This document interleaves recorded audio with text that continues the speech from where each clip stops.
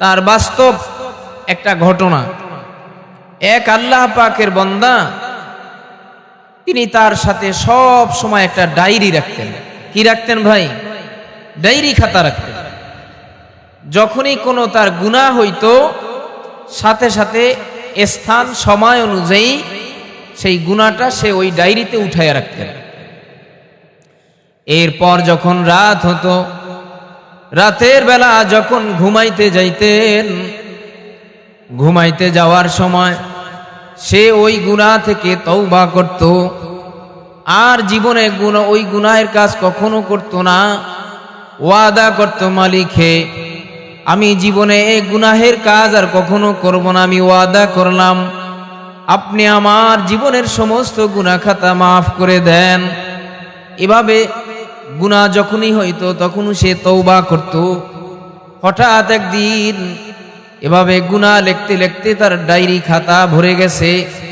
হঠাৎ একদিন রাতের বেলায় সমস্ত গুনাহর দিকে তাকায়া সে আল্লাহর দরবারে অনুতপ্ত হলো, লজ্জিত হলো, আর আল্লাহ তাআলার দরবারে দুই চোখের দুই ফোঁটা পানি ফেলায় দিয়া আল্লাহ তাআলার দরবারে তওবা করলো।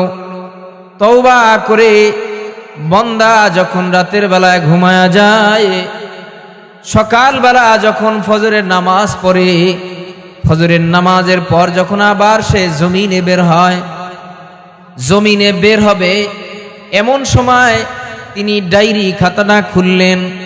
ডায়েরি খাতা খোলার সাথে সাথে ডায়েরির দিকে যখন নজর দিলেন, সঙ্গে সঙ্গে দেখতে পাইলেন পুরা ডায়েরিটা সাদা ফকফকে হয়ে আছে। সুবহানাল্লাহ। যেই সমস্ত জায়গায় গুনার ধরনগুলি লেখা ছিল, ওই সমস্ত জায়গাগুলোতে আল্লাহ তাআলার এই আয়াতটা লেখা ছিল, মান তাবা ওয়া আমানা ওয়া আমিলা আমালান সালিহান ফাউলাইকা ইউবাদদিলুল্লাহু সাইয়্যাতিহিম হাসানাত। সুবহানাল্লাহ।